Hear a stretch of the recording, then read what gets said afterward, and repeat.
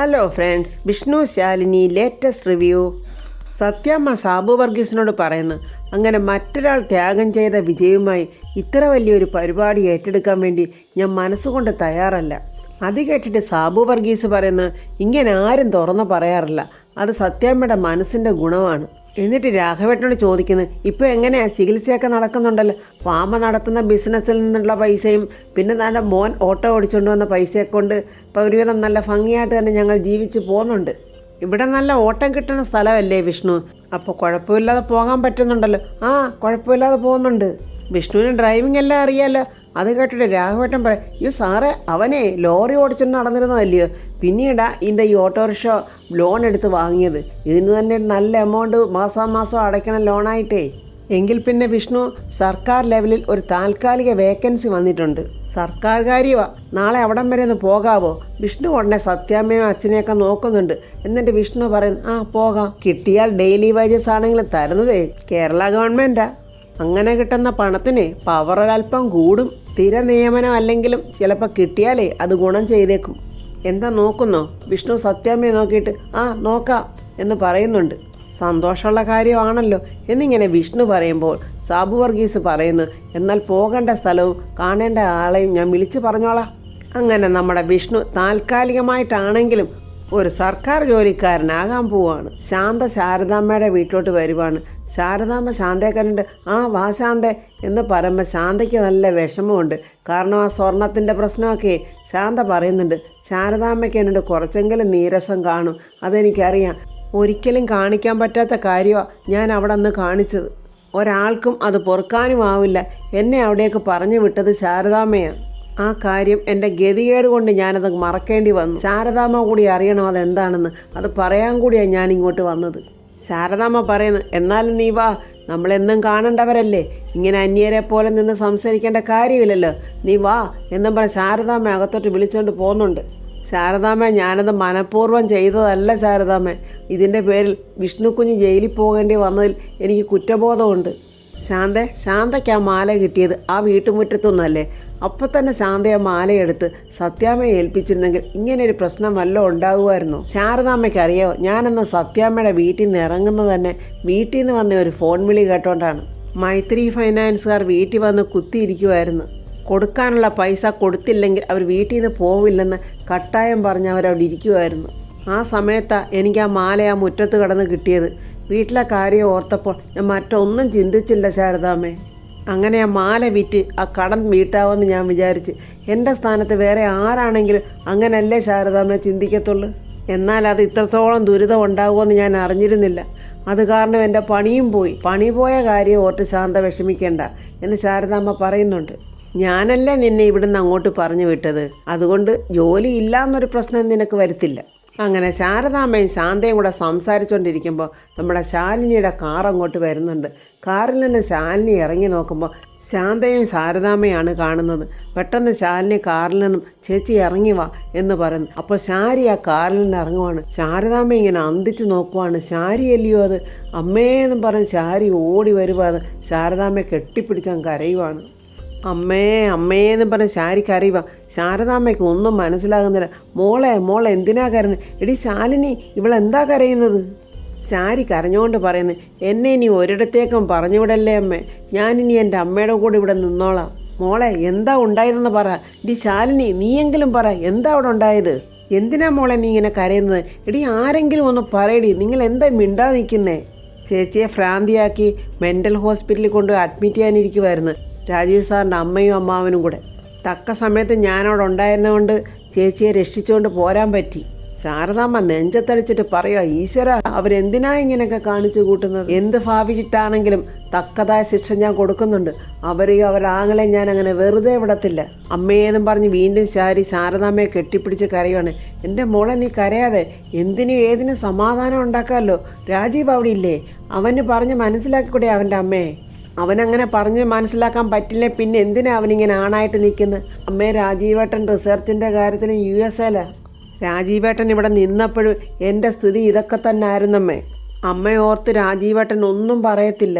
ശാലിനി പറയുന്നു, എന്തായാലും എൻ്റെ ചേച്ചി ഇവിടെ എത്തിയില്ലേ, നമുക്ക് എല്ലാത്തിനും സമാധാനം ഉണ്ടാക്കാം. അമ്മേ, ചേച്ചിയെ വിളിച്ച് അകത്തോട്ട് കൊണ്ടുപോകും. എടി ശാലിനി, നീ അകത്തോട്ട് കയറുന്നില്ലേ? ഇല്ല, എനിക്ക് ചിലരെയൊക്കെ തക്കതായ രീതിയിലൊന്ന് കാണാനുണ്ട്.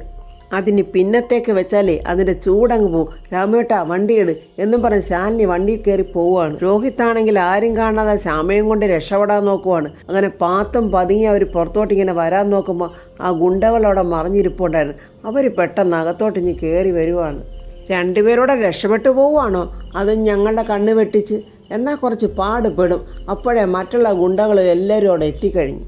ഞങ്ങളെയൊക്കെ അങ്ങ് മണ്ടന്മാരാക്കിയിട്ട് നീ അങ്ങ് രക്ഷപ്പെട്ട് പോകാമെന്ന് വിചാരിച്ചോടാ എന്നും പറഞ്ഞൊരു ഗുണ്ട രോഹിത്തിനെ അടിക്കാൻ പോകുന്നുണ്ട്. നീയൊക്കെ ഞങ്ങളെ എന്തൊക്കെ ചെയ്താലും ഞങ്ങളെ കൊണ്ട് ഇത് എഴുതി മേടിക്കാമെന്ന് ആരും വിചാരിക്കണ്ട. നീയൊക്കെ വിചാരിക്കുന്ന പോലെ ഒന്നും നടക്കാനും പോകുന്നില്ല. അപ്പോൾ ഒരുത്തൻ പറഞ്ഞ്, ഞങ്ങളെയൊക്കെ ഏൽപ്പിച്ച ജോലി ഞങ്ങൾക്ക് കൃത്യമായിട്ട് പൂർത്തിയാക്കണം. അതിന് നീയൊക്കെ ഇതിനകത്ത് തന്നെ വേണം.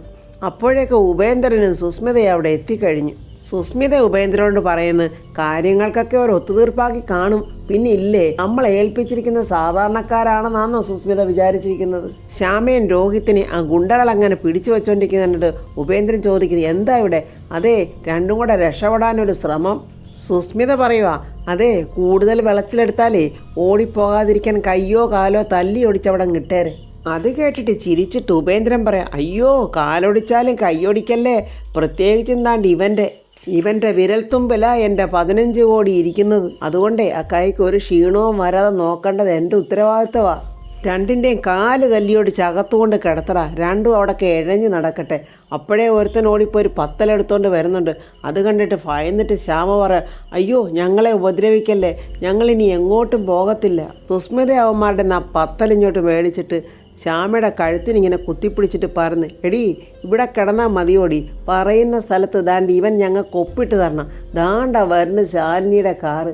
ശാലിനി അതിൽ നിന്ന് ഇറങ്ങി ഇങ്ങോട്ട് വരുവാണ്. ഞങ്ങൾ പറയുന്നിടത്ത് ഒപ്പ് വീഴുന്ന ആ നിമിഷം 2 പേർക്ക് ഇവിടെ നിന്ന് അങ്ങ് പോകാം എന്നും പറഞ്ഞ് സുസ്മിത ശ്യാമയെ വടികൊണ്ട് അടിക്കാനായിട്ട് അങ്ങോട്ട് ഓങ്ങുന്ന കണ്ടോണ്ടാണ് ശാലിനി അകത്തോട്ട് കയറി വരുന്നത്. തൊട്ടുപോകരുത്. ശാലിനി അങ്ങനെ അവിടെ കണ്ടതും എല്ലാവരും ഒന്ന് ഞെട്ടുന്നുണ്ട്.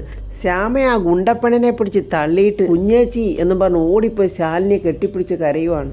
അപ്പോഴാ ഗുണ്ടച്ചി വീണ്ടും വന്ന് ശാലിനിയുടെ അടുത്തുനിന്ന് ശ്യാമയെ പിടിച്ചു വലിച്ചുകൊണ്ട് മാറ്റി നിർത്തുവാണ്. എന്നെ വിടെന്ന് ശ്യാമ പറയുന്നുണ്ട്. ശാലിനി ഇതെല്ലാം നോക്കി ഇങ്ങനെ നിൽക്കുവാണ്. ശാലിനി സുസ്മിതയോടും ഉപേന്ദ്രനോടും പറയുന്നു, നിങ്ങൾക്ക് ഈ വീട് നിങ്ങളുടെ പേരിൽ എഴുതി കിട്ടിയാൽ പോരെ? അതിനുവേണ്ടിയാണല്ലോ നിങ്ങൾ ഈ പ്രശ്നങ്ങൾ മുഴുവൻ ഉണ്ടാക്കുന്നത്. അതിനുള്ള ഏർപ്പാടൊക്കെ ഞാൻ ഉണ്ടാക്കാം. പക്ഷേ ഇവരെ 2 പേരെ നിങ്ങൾ വെറുതെ വിടണം. സുസ്മിത അഹങ്കാരത്തോടെയും അഹന്തയോടെയും അഹംഭാവത്തോടെയും പറയുന്നു. അപ്പോൾ നിനക്ക് ഇപ്പോൾ ബോധോദയുണ്ടായി അല്ലേടി?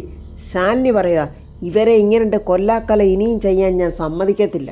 നിങ്ങൾക്ക് എന്താ വേണ്ടതെന്ന് വെച്ചാൽ ഞാൻ ചെയ്തു തരാം. അത് കേൾക്കുമ്പോൾ ഉപേന്ദ്രൻ്റെ മുഖത്തെ ഒരു ചിരി കാണണം. സുസ്മിതയാണെങ്കിൽ അങ്ങ് വിജയിച്ച ഭാവത്തിൽ ഇങ്ങനെ ഞെളിഞ്ഞു നിൽക്കുക. ശാലിനി വന്ന് രോഹിത്തിനോട് പറയുക, നമുക്കിത് വിധിച്ചിട്ടില്ലെന്ന് വിചാരിച്ചാൽ മതി, അതങ്ങ് എഴുതി കൊടുത്തേര്.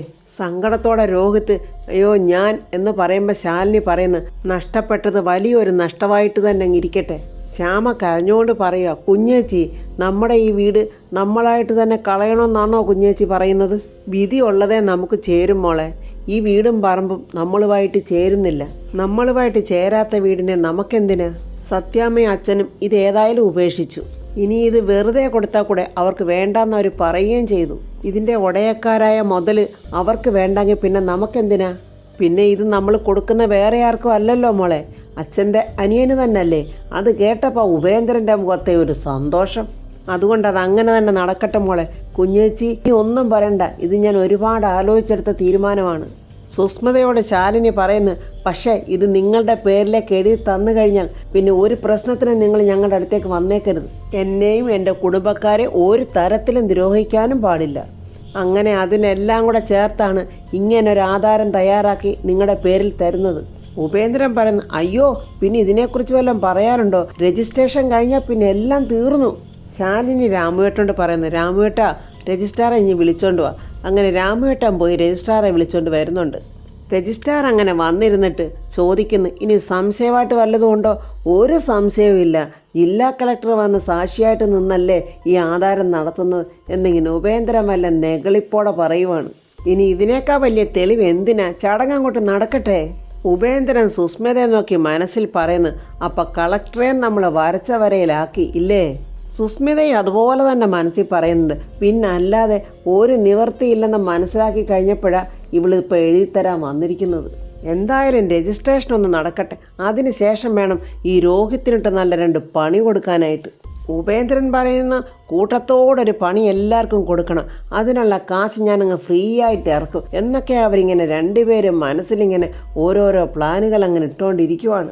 രജിസ്ട്രാർ രോഹിത് എന്ന പേര് പറയുമ്പോൾ ഉപേന്ദ്രൻ പെട്ടെന്ന് രോഹിത്തിനെ വലിച്ച് ആ ചേറയിലോട്ടങ്ങ് ഇരുത്തുക. ഇങ്ങോട്ട് ഇരിയടാ, ദാണ്ടാ പറയുന്നിടത്തോട്ട് അങ്ങ് ഒപ്പിട്ട് കൊടുക്കടാ. ഇത്രയും നാളും കഷ്ടപ്പെട്ട് കാത്തു സൂക്ഷിച്ച് വെച്ചിരുന്നതായിരുന്നല്ലോ, അത് കൈവിട്ട് പോവാണെന്നുള്ള സങ്കടത്തിൽ ശ്യാമയും രോഹിത്തും കരയുന്നുണ്ട്. രോഹിത്ത് സങ്കടത്തോടെ ശാലിനിയെ നോക്കുമ്പോൾ ശാലിനി കണ്ണുകൊണ്ട് കാണിക്കുന്നു ഇട്ടുകൊടുത്തേരുന്നു. അങ്ങോട്ട് ഒപ്പിടുക എന്ന് ഉപേന്ദ്രൻ ഒച്ച വെക്കുമ്പോൾ പെട്ടെന്ന് രോഹിത്ത് അങ്ങ് ഒപ്പിട്ട് കൊടുക്കുന്നുണ്ട്. ഇനി ഇതിൽ സാക്ഷികൾ ഒപ്പിടണം എന്ന് പറയുമ്പോൾ സുസ്മിത പെട്ടെന്ന് ചാടിക്കരി പറയുക, അതിലൊന്ന് ഞാനാവാം. ഇതുപോലെ മനസ്സ് നൊന്ത് പെടയുന്ന കാര്യങ്ങളിൽ ഭാഗമാകുന്നത് എനിക്കൊരു വലിയ സന്തോഷമുള്ള കാര്യമാണേ എന്നും പറഞ്ഞ് വീരവാദം മുഴക്കിക്കൊണ്ട് വന്നത് ആ സുസ്മിതയും സൈൻ ചെയ്തു കഴിഞ്ഞു. ഇത്രയൊക്കെ കഷ്ടപ്പെട്ടിട്ടും എല്ലാം കൈവിട്ട് പോയല്ലോ എന്നുള്ള സങ്കടത്തിൽ ശ്യാമ കരയുന്നുണ്ട്. രോഹിത്തും സങ്കടത്തിൽ തന്നെയാണ് നിൽക്കുന്നത്. സുസ്മിത അങ്ങനെ സൈൻ ചെയ്തൊക്കെ കൊടുത്തിട്ട് ശാലിനിയുടെ അടുത്ത് വന്നിട്ട് പറയുക, ഈ ഒരു നേട്ടം ഞാൻ മനസ്സുകൊണ്ട് ആഗ്രഹിച്ചതാണടി. നിന്റെ തലയ്ക്ക് മീതെ ഒന്ന് അഹങ്കരിച്ച് പറക്കണമെന്നുള്ള എൻ്റെ ഒരു ആഗ്രഹം അതിപ്പോൾ സാധിക്കുവാണ്. ഒരു ഗതിയും പരഗതിയും ഇല്ലാതെയാ നീ ഈ കോംപ്രമൈസിങ്ങിന് സമ്മതിച്ചെന്ന് എനിക്ക് നല്ലതുപോലെ ഊഹിക്കാവുന്നതേ ഉള്ളൂ. പുറമേ നീ ഇപ്പം ചിരിച്ച് കാണിക്കുന്നെങ്കിലും നിന്റെ അകം കടന്ന് വെന്ത് പൊള്ളുന്നത് എനിക്ക് കാണാവടി. സുസ്മിതയുടെ വിജയങ്ങൾ ഇങ്ങനെയാടി. മറ്റുള്ളവരുടെ ചങ്ക് നീറിപ്പിച്ചുകൊണ്ടേ സുസ്മിത വിജയിക്കത്തുള്ളൂ. മറ്റുള്ളവരുടെ ചോര നീരാക്കി കിട്ടുന്ന ആ വിജയത്തിന് ഒരു പ്രത്യേക സന്തോഷമാണ് എനിക്ക്. ഞാനിപ്പോൾ അത് ശരിക്കും ആസ്വദിക്കുക. അപ്പോഴാണ് രജിസ്ട്രാർ പറയുന്നു, ഇനി ഒരു സാക്ഷിയോട് ഒപ്പിടണം. എടി ശാലിനി, ഇനി നിൻ്റെ ഊഴവ. നീ പോയി ആ സാക്ഷിക്കോളത്തിൽ പോയൊന്ന് ഒപ്പിടറി. സുസ്മിത അങ്ങനെ ശാലിനിയോട് പറയുമ്പോൾ ശാലിനി ഒരു നോട്ടം അവളെ നോക്കിയിട്ട് ശാലിനി പോയി ഒപ്പിടുന്നുണ്ട്. സുസ്മിത ഉപേന്ദ്രനോട് പറയുന്നു, അങ്ങനെ രാഘവൻ നായരും കുടുംബവും കഴിഞ്ഞ ഈ വലിയ ബംഗ്ലാവ് ഒരിക്കൽ കൂടി ഉപേന്ദ്രൻ മുതലാളുടെ കയ്യിലോട്ട് വന്നിരിക്കുന്നു. ഇതിനൊക്കെ ചെലവ് ചെയ്യണം. എൻ്റെ ചിറ്റപ്പനാണെങ്കിലേ ഈ സന്തോഷ വാർത്ത അറിയാനായിട്ട് കാത്തിരിക്കുക. അയ്യോ വിളിച്ചു പറ, ബ്രഹ്മാവിനെ മറന്നുള്ള കളിയില്ലല്ലോ നമുക്ക് എന്നിങ്ങനെ പറഞ്ഞ് ഉപേന്ദ്രൻ വലിയ സന്തോഷത്തിലാണ്. അങ്ങനെ ശാലിനിയും ഒപ്പിട്ട് കഴിഞ്ഞപ്പോൾ ആ രജിസ്ട്രാർ പറയുന്നു, ഇനി എല്ലാവരും കേൾക്കാനായി ഞാൻ ഈ ആധാരം ഒന്ന് വായിക്കാം. നമ്മുടെ ശാലിനിയുടെ മുഖത്ത് ഒരു കുറ്റബോധമോ നഷ്ടബോധമോ ഒന്നുമില്ല. ഒരു പ്രത്യേകതരം ഒരു പുഞ്ചിരിയുണ്ട് മുഖത്ത്. അതിലെന്തൊക്കെയോ മറിഞ്ഞിരിക്കുന്നുണ്ടെന്നും അറിയാം. കാട്ടാക്കട താലൂക്കിൽ മലയൻകീഴ് പഞ്ചായത്തിൽ 29/3066 10-ാം നമ്പർ ശ്രീകൃഷ്ണപുരം ലൈനിൽ കൈപ്പള്ളി ഭവനത്തിൽ താമസിക്കുന്ന പത്മാവതി മകൻ 32 വയസ്സ് രോഹിത്ത്, കച്ചവടം. ആകാംക്ഷയുടെ ബാക്കിയൂടെ കേൾക്കാനായിട്ട് എല്ലാവരും ഇങ്ങനെ ഇരിക്കുമ്പോൾ നല്ല സന്തോഷത്തോടെ നല്ല ഉറച്ച ഒരു തീരുമാനത്തോടെ നമ്മുടെ ശാലിനി ഇങ്ങനെ ഇരിപ്പുണ്ട്.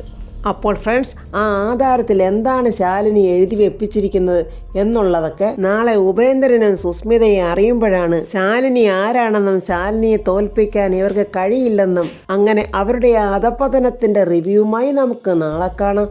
എൻ്റെ ഈ റിവ്യൂ ഇഷ്ടപ്പെട്ടാൽ ലൈക്കും കമൻസും, സബ്സ്ക്രൈബ് ചെയ്യാത്തവർ സബ്സ്ക്രൈബ് ചെയ്യണേ.